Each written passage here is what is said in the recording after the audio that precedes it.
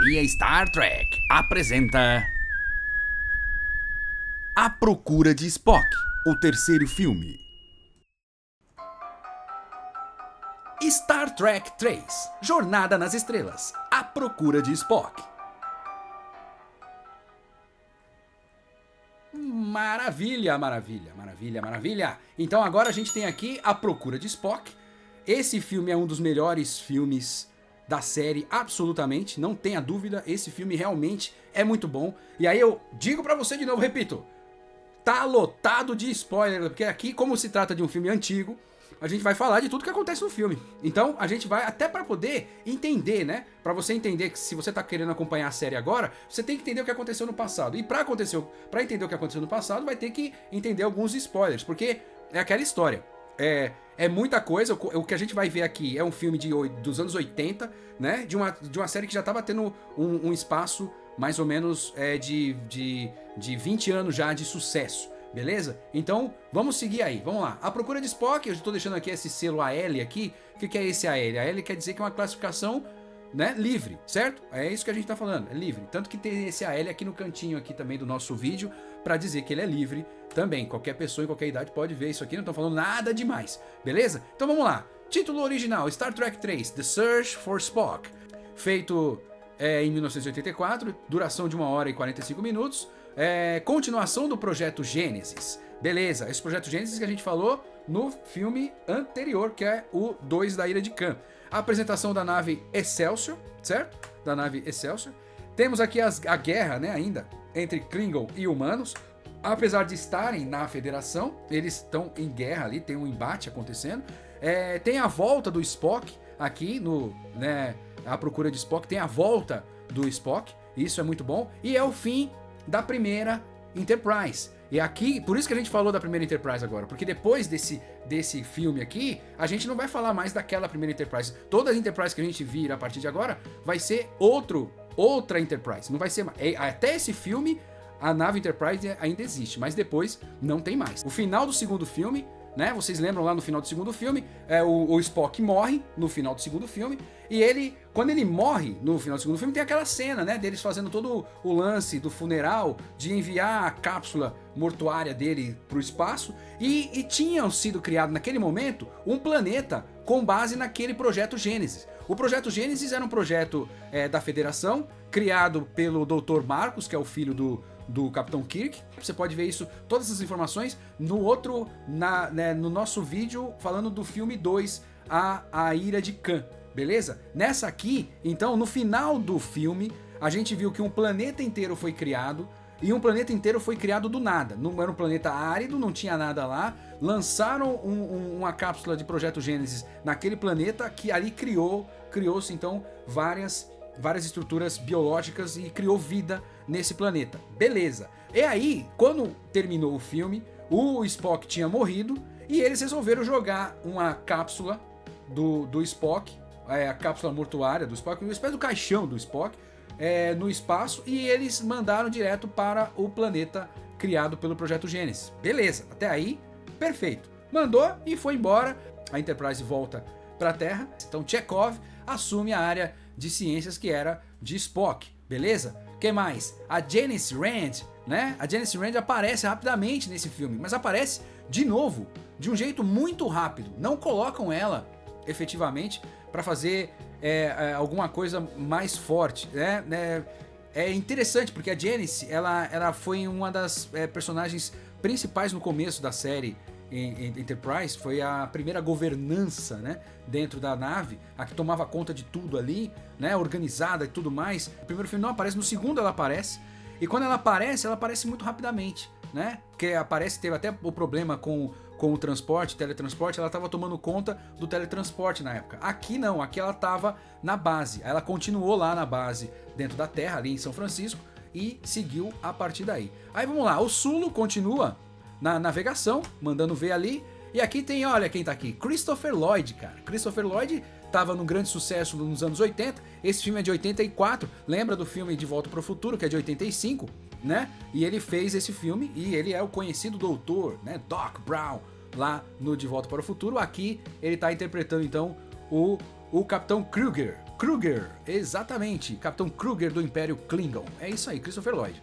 O Capitão Kruger negocia contra contrabandistas e descobre algo a respeito sobre o projeto Gênesis. Quando ele fala isso, ele fala, poxa, eu quero conhecer essa parada aí. E claro, depois ele agradece a informação do jeitinho característico Klingon, né? Não tem jeito. Aí vem o Scott continua sendo o chefe da engenharia, né? E aí beleza, vamos lá. E claro, a nave Enterprise, né? Que teve aquele problema todo, que acabou matando o Spock, com um problema lá no motor de dobra, aquele monte de coisa, teve que voltar então, capenga, mas veio capengando até chegar na Terra de novo, para entrar na manutenção lá nas docas. Aí chegando ali na base espacial, eles viram que o McCoy estava dentro da sala do Spock e estava falando como se fosse o Spock, falando de forma lógica demais, falando, né, um monte de coisa voltada para lógicas e esquisito. E aí tem uma frase que ele diz assim, né, eu preciso voltar, preciso ir para o Monte Seleia, Meu, mas o Monte Seleia fica em Vulcano, cara. Aí você fala, meu, como é que pode, né, de onde vem essa ideia? Comandante Morrow, interpretado por Robert Hooks, realiza então uma inspeção e parabeniza toda a frota. Eles já estão lá na base. O comandante chega, fala, galera, valeu, vocês são, né, grande, vocês mandaram bem, pá, beleza. E aí fizeram a inspeção lá, beleza, em ordem. E mandou uma letra, falou assim, cara, vocês têm que dar uma pausa, velho.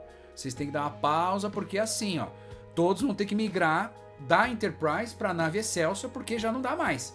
Já passou mais de 20 anos já de trabalho da Enterprise, e ele falou, não dá mais, a gente vai ter que fechar, tem que aposentar a veinha, entende? Então tem que aposentar a Enterprise. Então eles estavam certos que iam aposentar a Enterprise, isso era a ideia, beleza. A USS Excelsior, ela vem equipada com um motor diferente, é um motor de transdobra, que faz com que ele chegue até a dobra 9 com mais facilidade, dobras bem maiores e mais rápido para chegar nessas dobras, beleza.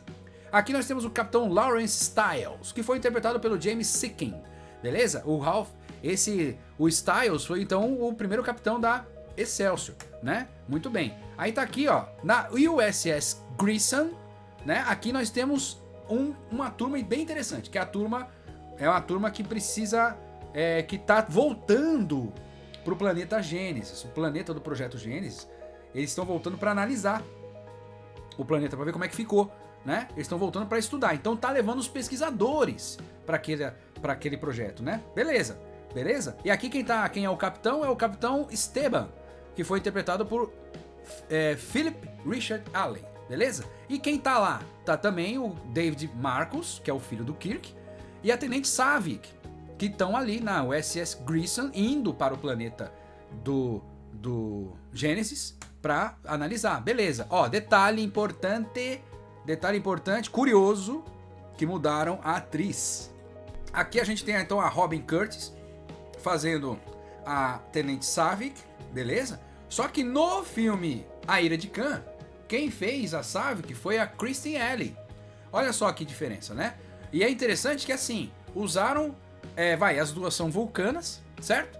As duas estariam fazendo o mesmo papel, mas são diferentes, certo? Pessoas diferentes. A gente tem que analisar isso. Quem assistiu, por exemplo, o filme A Ira de Khan, viu a Kristen Ellie sendo a Saavik. Aliás, começa o filme com ela, né? Pilotando a nave. Até a gente pensou, pô, primeira capitã mulher, né? E não, mas não era só um treinamento que eles estavam fazendo lá. E aí, beleza, segue a história. No final, beleza, quando termina, acaba que no próximo filme, aparece essa vulcana, a gente não sabia quem era, a gente descobre que é a mesma personagem, a Tenente Saavik. Então, só pra vocês saberem, então, que houve uma mudança de atores, né? Mudança de atrizes, no caso. Então, beleza. Aí, pra continuar, também tem aqui a chegada do embaixador Sarek, o que é o pai do Spock. Ele encontra o Kirk e aí começa a perguntar pra ele, fala, meu, o que tá acontecendo? Por que o meu filho, quando morreu, ele não fez um elo mental contigo? Porque, né, é um costume vulcano, antes da nossa morte, que a gente faça um elo mental, né, com as pessoas mais próximas da gente. É comum isso no vulcano, né? Um vulcano, antes então de morrer, antes de ir pro além, né, sair desse plano, ele normalmente ele faz um elo mental com alguém que ele confia bastante. E ele deixa as informações, teoricamente, encapsuladas nessa pessoa, para que depois eles consigam, por exemplo, extrair essa informação, né, da vida do vulcano lá no tal do Monte Seleia. Por isso que tem esse Monte Seleia aí. Note que então o Sarek resolve fazer o elo mental com o Kirk e descobre que realmente o Kirk não sabia de nada. E aí a gente percebe uma coisa importante que aconteceu no filme A Ira de Khan, um pouco antes do sacrifício do Spock. O Spock chega e ele faz um elo mental com o Dr. McCoy. É uma coisa que a gente viu lá no filme, não entendeu direito bem o que fez, o porquê, mas ele fez um elo mental com o Dr. McCoy um pouco antes de entrar naquela cápsula do reator nuclear que tava ali, logo do lado ali do McCoy, entendeu? E aí ninguém entendeu por quê, mas no terceiro filme a gente entendeu o porquê. Já viu que tem a ver aí, ó. Então qual que é a missão? Qual a missão que foi descoberta a partir de então? A missão seria levar o Dr. McCoy e o Spock, ou seja, o corpo do Spock, né? Os restos mortais do Spock, para o Monte Seleia em Vulcano.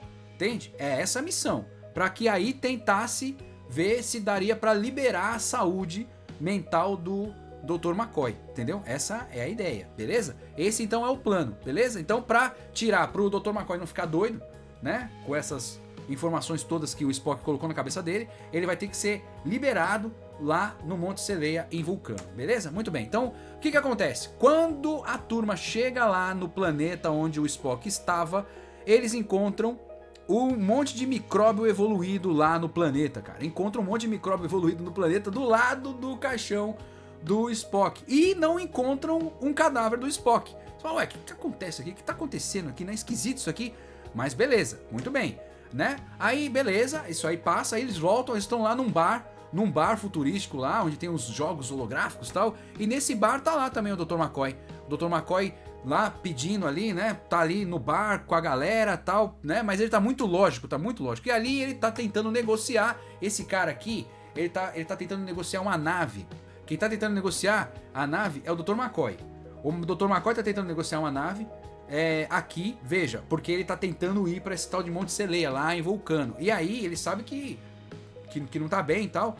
Acaba que tá uma treta nesse bar aqui, e ele acaba indo pro hospício, que como ele tá dando uma de doido, acaba que, tipo, ele é obrigado a parar num sanatório. E aí vem a missão. Bom, como o Kirk já tem a missão de levar o Dr. McCoy e o Spock pra esse tal de Monte Seleia, então, primeira coisa, eles têm que liberar o Dr. McCoy daquele sanatório. Primeira coisa. Segunda coisa, eles têm que continuar, eles querem, tipo, eles têm que ir agora. Pra ir agora, eles têm que usar a nave Stellar Enterprise. Mas o comandante, né, o almirante Morrow lá, ele pede pra você parar, pra ninguém mais usar a Enterprise, mas tem que usar a Excelsior. Mas e aí? Então, se for usar a Excelsior, ela ainda tem que ser arrumada, ainda tem que ter algumas coisas. E eles não vão poder ir agora todo mundo pra lá, pra Excelsior, pra fazer essa missão, que é uma missão que nem é legalizada, uma missão contra as ordens do almirante. Então, né? Então não adianta. Então o que acontece? Eles vão ter que fazer isso por fora da lei, né? Como eles sempre fazem. Quando eles querem fazer, eles fazem. Então, o que eles estão fazendo aqui? Nesse momento aqui, você tá vendo o Chekhov e o Scott começando a mexer na nave Excelsior para dar uma certa sabotada na nave Excelsior. Aí aqui tá o Sulu tentando resgatar o Dr. McCoy. E ele faz de tudo lá e dá tudo certo. E aqui tá a Tenente Uhura, que já não é mais tenente, agora é comandante Uhura, né? Tendo que enfrentar um aspirante aqui da segurança, né? Que começa a falar coisas absurdas pra ela. Fica falando que ela tá muito velha pro cargo e tudo mais. E aí ela dá um certo chega pra lá e fala, ninguém tá velho não, né? E porque eles têm que fazer isso pra roubar, pra sequestrar o McCoy, né? Pra tirar o McCoy lá do hospital, do sanatório. E aí eles têm que fazer isso aí, pra tentar fazer com que a missão seja concluída. Beleza. Aí tudo bem, a tripulação tudo em ordem. Aí eles vão eles vão subir aí, né, pra nave Stellar Enterprise, a última missão da Enterprise. Já nesse momento, a nave Excelsior, que tem a numeração NX-2000, ela tenta ir atrás da Enterprise. Ela tenta evitar a fuga, mas não consegue. Eles não conseguem alcançar porque a nave foi sabotada, lembra? Aí no planeta, naquele planeta onde tá o Spock, ou deveria estar o Spock, que não acharam o Spock, encontraram esse garotinho. Veja que o clima tá super pesado, tá um frio danado. Aí eles encontraram essa criança lá. A Saavik, que é vulcana, já fez alguns contatos com esse vulcaninho aí. E aí já descobriram que ele era o Spock. Só que qual que é o problema? A criança não sabe que é o Spock. Entende? Então não tem como saber. Eles vão pra isso, então o que tem que fazer? Lembra? A Enterprise com o Kirk tá vindo com o McCoy para o planeta Gênesis para tentar pegar então agora o Spock tá aí e levar para Vulcano. Beleza? Essa é a missão. Então beleza. Note aqui que o Spock, o crescimento do Spock tá muito acelerado.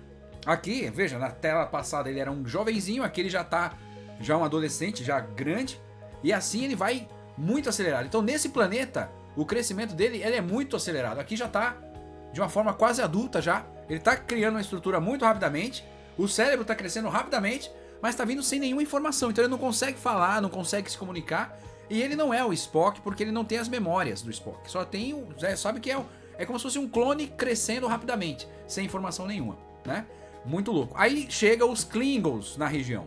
Os Klingons que estavam viajando, que já sabia do Projeto Gênesis, ele chega na região, eles encontram então o caixão ali do Spock, ou seja, eles estão muito perto dos pesquisadores ali.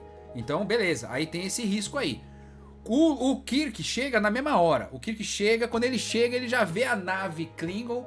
A nave estava camuflada, ela abre. Quando a nave tira a camuflagem, o Kirk resolve na hora ali. Ele fala, meu, é Klingon, cara, né? Ele já sabe, ele sabe do perigo que a galera lá tá sofrendo. Então ele fala, vou atacar. Ele decide atacar, só que detalhe, meu.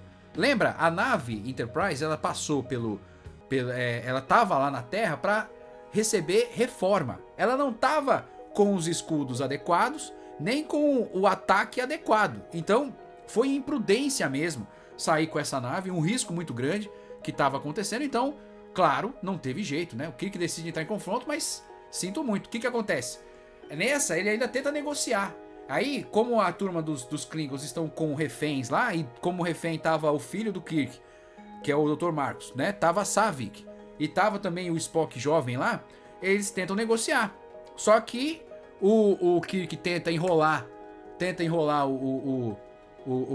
né, o Capitão Klingon, e não adianta. Aí o Capitão Kruger resolve matar manja? Ele tá vendo que o Kirk tá tentando ganhar tempo. E aí ele resolve matar uma pessoa. O Klingon fala, eu vou matar a Saavik, eu vou matar a Vulcana. Eu vou matar a Vulcana. Ele vai e atira na Vulcana.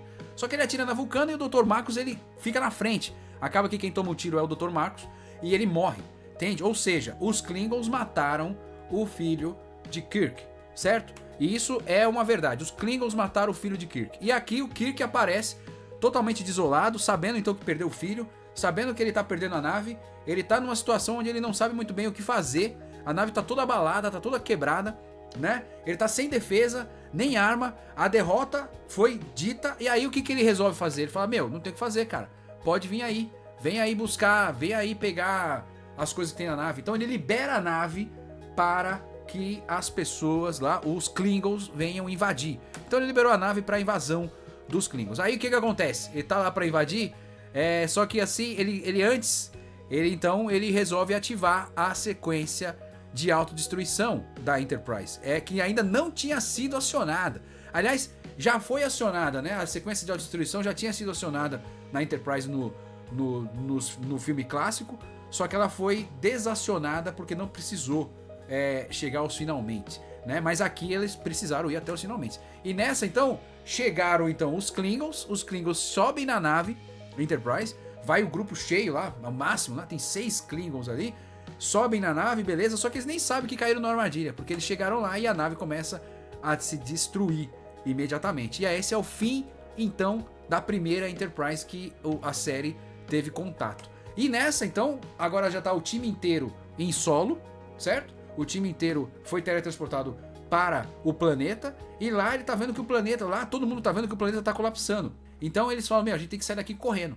E é isso que eles resolvem fazer. Mas antes eles negociam, né? Aí tem a hora que nessa hora eles negociam assim. o Capitão Klingon desceu da nave antes de saber que a Enterprise aplicou essa autodestruição, entende? Então, quando ele desce da nave, fica então o capitão da nave Klingon desce, vai lá pro planeta, negocia com o Kirk e fala, olha, o Kirk fala, pode levar meus tripulantes como refém. Aí ele sobe, todo mundo dos tripulantes ali, né, que tava todo mundo do time da Enterprise, subiu como refém. Então tá o Klingon, o Kirk e o Spock nesse planeta aí, certo? E aí começa então um confronto entre Kirk e o Klingon pra ver, aí tipo, aí aquela história, né? Aquele vida ou morte, aquela história toda. E aí, claro, tem uma questão de vingança também, porque ele sabe que foi o Klingon que matou o filho dele. Então ele mata então o Klingon, beleza? E aí ele sobe, ele pega o Spock, que já está adulto, já tá na versão adulta, que foi crescendo, chegou na versão adulta, só que ele tá na versão adulta, mas sem a cabeça ainda do Spock. Ele tá sem consciência, mas ele consegue então subir no ombro aí do Kirk, o Kirk pede pra subir, ele consegue subir na nave. Quando ele chega na nave de rapina lá dos Klingons, a nave já é toda da Federação, porque os poucos Klingons que estavam na nave, que restaram na nave, foram rendidos pela galera que subiu, entendeu? Então aí agora a nave Klingon, a nave de rapina de Klingon, ela é a nave agora usada pela Federação, né? E aí beleza, nessa a gente consegue ver o planeta chegando ao fim. O planeta do Projeto Gênesis, ele vai se colapsando ao ponto que ele chega realmente ao fim. Então a gente vê esse fim e finalmente eles chegam em Vulcano. Quando eles chegam em Vulcano, eles conseguem fazer todo o processo, aquele ritual para fazer o restore da cabeça do Spock. O que o Spock fez? Na hora que ele fez aquele elo mental na cabeça do McCoy, ele fez uma espécie de backup da informação que tinha na cabeça dele, ele colocou lá na cabeça do McCoy. Aí o que ele faz agora? Aí eles estão fazendo o quê? Como eles têm o corpo do Spock, eles vão colocar a informação que tá na cabeça do McCoy de volta para a cabeça do Spock. É isso que eles estão fazendo. Se eles não tivessem o corpo do Spock, o que eles fariam? Eles pegavam a informação que estava na cabeça do McCoy e meio que distribuíam ali entre eles para o conhecimento ficar sempre difundido ali, sempre para os sábios, para os anciões, para ficar sabendo de mais informação, enfim, distribuindo informação, né? Basicamente seria isso. Nesse caso, eles fazem então o processo de restauração do cérebro e da mente de quem perdeu, né? Quem estava morrendo e acabou que, tipo, consegue ter o corpo de volta. Muito bem, e aí a restauração estava completa e o filme, então, ele termina assim. Um pouquinho antes de terminar, o Spock, reconhecendo cada um dos amigos que estavam lá, ele reconhece principalmente o Kirk. E ao reconhecer o Kirk, ele olha pro Kirk fixamente e pergunta: por quê? Por que voltar e me salvar? Aí o Kirk prontamente fala: porque a necessidade de um supera a necessidade de muitos. Veja, esse é um texto que é inverso ao texto que finaliza o filme 2. Quando o Spock se entrega para salvar a nave inteira, ele diz o contrário, ele fala: eu tô aqui porque a necessidade de muitos supera a necessidade de um ou poucos, certo? Já nesse terceiro filme, o Kirk fala o contrário. Eu voltei para te salvar porque a necessidade de um supera a necessidade de muitos. E isso é uma coisa muito humana, né? Não é lógica, certo? Né? A lógica seria o contrário. A necessidade de muitos supera a necessidade de um. E é interessante que é um lado humano confrontando com o lado vulcano aí. E encerra o filme, né? A última cena encerra o filme com essa imagem engraçada, né? Onde eles veem que realmente o Spock voltou. O Spock voltou. E aí tá todo mundo feliz porque realmente ele voltou. Muito bem, e o filme termina assim. E aí o que vai acontecer? Então a gente vai mostrar aqui só a imagem do diretor. Como quem foi o diretor foi o Leonard Nimoy. O Leonard Nimoy, ele fez então esse filme, ele interpretou e também foi o diretor. Tá aqui ele então, ele como diretor, né? Diretor, aqui ele não é o Spock nesse caso, aqui ele é o diretor Leonard Nimoy. E beleza, essa aqui ó, é o time, né? O grande time, o time amado, o time mais amado do universo Star Trek, sem dúvida, que é o time da primeira nave, já aqui perto né? Já encerrando. Veja que os dois que não estão de uniforme é o Leonard Nimoy e o McCoy. Que provavelmente essa aqui é a parte da cena em que o McCoy ainda estava no hospital sanatório lá. É isso aí. E no próximo capítulo de Academia Star Trek, A Volta para Casa, o quarto filme.